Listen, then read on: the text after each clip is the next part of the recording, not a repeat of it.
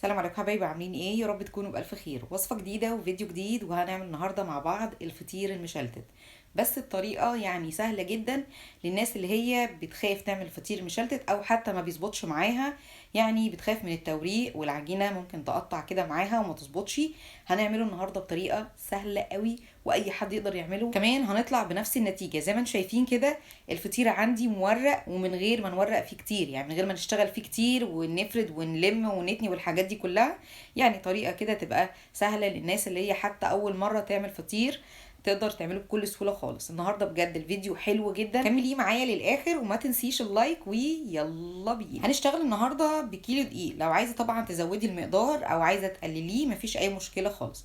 بالنسبة للدقيق اللي هينفع معايا ان انا اشتغل فيه الفطير، يا دقيق مخبوزات يا دقيق جميع الاغراض، وده طبعا متوفر جدا. انا هنا نخلت الدقيق بضمن ان هو ما يبقاش فيه اي شوايب خالص، وعشان كمان العجينه عندي ما يبقاش فيها حاجه وتتفرد عندي بكل سهوله وما تقطعش. بالنسبه للاضافات اللي انا حطيتها على الدقيق، حطيت معلقتين من السكر، نص معلقه من الملح، وكمان عندي معلقه صغيره من البيكنج باودر. ده على كيلو دقيق، المعيار اللي انا قلت عليه على كيلو دقيق، وقلبته بشكل كويس. وهنا كمان عندي معلقتين كبار من الخل هنا وظيفته ان هو ما يقطعليش العجينه. وكمان عايزه اقولك الملح ليه اضافه حلوه جدا، برضو بيخلي العجينه معايا تورق من غير ما تتقطع معايا. هنا بالنسبه للميه، ميه عندي عاديه من الحنفيه مش ميه دافيه. حطيت ايه او انا خدت ايه النهارده بالنسبه للماده السايله؟ خدت 3 كوبايات، معيار الكوبايه الواحده 200 مللي، لكن ممكن المعيار ده يتغير شويه، يعني الثلاث كوبايات دول ممكن يبقوا 3 كوبايات الى 3 معالق كبار، او يزيدوا يبقوا 3 كوبايات و3 معالق كبار. ده بيرجع على حسب الدقيق وامتصاصه للميه. في دي بيحتاج امتصاص ميه اكتر ودي بيحتاج امتصاص ميه اقل، لكن مش هنزود عن كده خالص. المقدار بيبقى حاجات بسيطه قوي لو زودتي. بالنسبه بقى للعجينه عندي، ابتديت ان انا اضيف بقيه الثلاث كوبايات. يعني انا حطيت في الاول 3 كوبايات اللي حاجات بسيطه، وابتديت ان انا ازودهم زي ما انتم شايفين. لميت عندي العجينه وهبتدي بقى اعجن فيها. بالنسبه للعجينه عايزه اقولك المفروض انها تبقى متماسكه الى حد ما تبقاش مفتوحه، مش عجينه طريه قوي اللي هو ما اقدرش امسكها وتبقى بتلزق معايا. لا، العجينه مش تبقى بتلزق معاكي خالص. لكن عشان نطلع بنتيجه كويسه، العجينه لازم تتخدم كويس، يعني تتعجن كويس لحد ما تنعم معايا. طول ما العجينه معاكي فيها التعريجات ديت، يبقى هي عايزه تتعجن تاني لحد ما تظبط معاكي، وكمان يبقى القوام بتاعها يتغير خالص. هتبص تلاقيها في الشكل كده ناعمه، لكن في القوام هتلاقيها معاكي مطاطيه وبقت ما بتلزقش خالص. عايزه اقولك بقى الطبق اللي انتوا شفتوه دلوقتي ده مش هزود بيه ميه، لكن هقبل ايدي كده وابتدي ان انا اعجن في العجينه بحيث انها ما تلزقش في ايديا العجينه، وتبقى الدنيا معايا ظابطه واحسن حاجه. عايزه اقولك بقى انا كده خلاص وصلت للقوام اللي انا عايزاه بالنسبه للعجينه. عجينه كويسه ومتماسكه برضو الى حد ما، مش يابسه قوي. هنا بقى لميت العجينه عملتها رول، وهبتدي اقطعها لاربع قطع او على حسب زي ما انت عايزه. بس طبعا احنا هنعملها 4 قطع كده على اساس يا نعملها فطيره متوسطه يا اما نعملها فطيرتين، وده اللي احنا هنشوفه برضو مع بعض.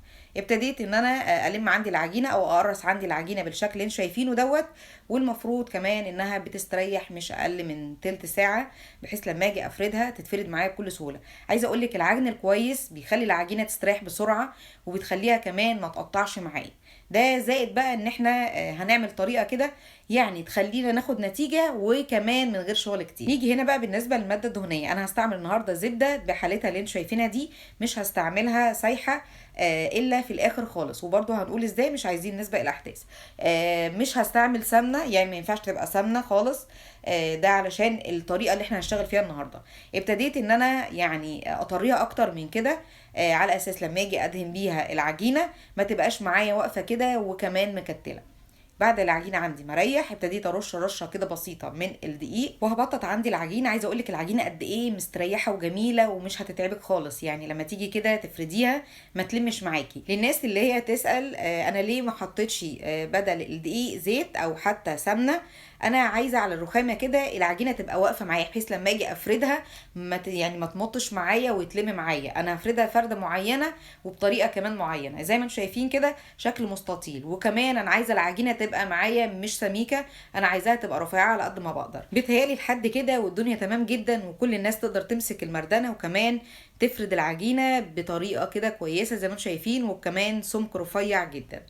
هنا بعد ما فردت بالشكل هبتدي اجيب عندي الزبده، يا تدهنيها كده بفرشه يا تدهنيها بايديكي. المهم عندي الزبده تبقى ماشيه كده زي ما انتم شايفين، تبقى سلسه كده وبسيطه، ما تبقاش عندي مكتله. بدهن العجينه كلها بالشكل ده، يعني تبقى واخده كميه زبده كويسه، لا هي تبقى قليله قوي ولا هي كمان تبقى كتيره، بحيث ما يكونش عندي الفطير دسم جدا. بعد ما دهنتها بقى بالشكل اللي انتوا شايفينه دوت، هبتدي ان انا المها كده كانك بتلمي رول بالشكل اللي انتوا شايفينه ده. بيتهيألي سهله وكمان بسيطه كده وجميله، كمان مش هتاخد منك وقت كتير. هنا بقى ببتدي الم بالشكل ده. مهم جدا ان انا الم بالراحه لحد ما تلم معايا العجينه، وعايزه اقولك بتتشال بكل سهوله مش لازقه، ده عشان رشه الدقيق اللي احنا رشيناها من تحت. هعمل ايه بقى؟ هجيب صينيه دلوقتي وهبتدي ان انا احطها دي كده. اول فرده انا فردتها، يعني احنا عاملين 4، انا فردت واحده اتبقت 3، فردتهم كلهم بالشكل دوت. وهديها كده دهنه من فوق من الزيت، وهسيبها عندي ربع ساعه.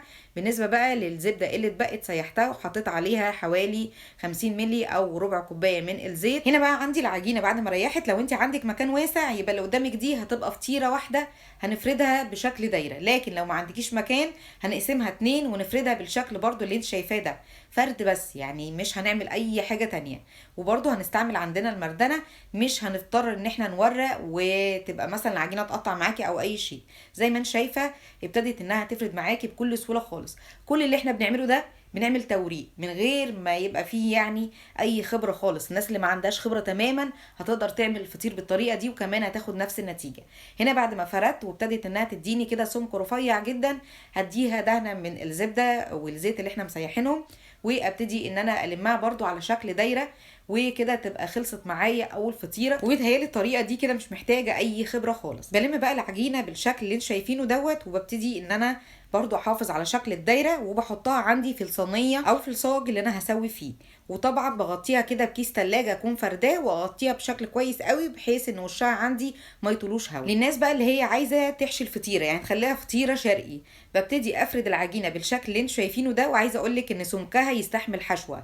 بعد ما بفردها على شكل دايره، ابتدي احط بقى الحشوه اللي انا عايزاها في النص، والم عندي العجينه بشكل كويس جدا، وبرضو اسيبها انها تستريح شويه، وبعد كده اروح مبططاها كده على بسيط، وتبقى عندي احلى فطيره ممكن تعمليها.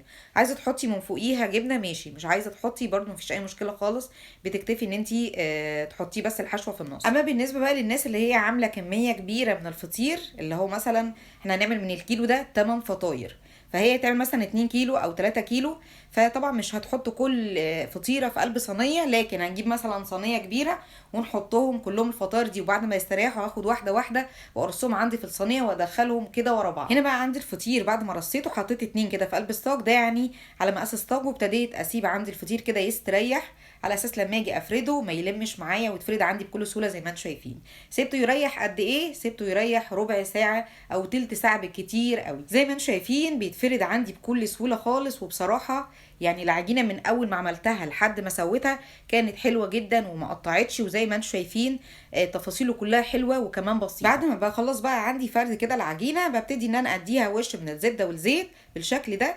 اما بقى بالنسبه للتسويه، بدخل عندي الفطير على درجه حراره 180 في الرف اللي في الوسط، ببقى مشغله بس من تحت لحد ما ياخد معايا لون كويس. وعايزه اقولك ان هو في نفس الوقت برده بياخد لون من فوق. عايزه اوريلك كده بالنسبه لنص التسويه كان شكله عامل ازاي. اول ما تلاقي الفطير عندك منفخ كده تعرفي ان هو ناجح جدا ومورق وجميل. بعد لما بياخد بقى لون من تحت ببتدي ان انا اطفي واشغل الشوايه ياخد اللون اللي انتوا شايفينه ده. وبكده يبقى خلص معايا الفيديو النهارده. اتمنى يكون عجبك وتجربيه. ما تنسيش اللايك والاشتراك، وللمتابعه فعلي زر الجرس على الكل علشان يوصلك كل الجديد. وسلام عليكم.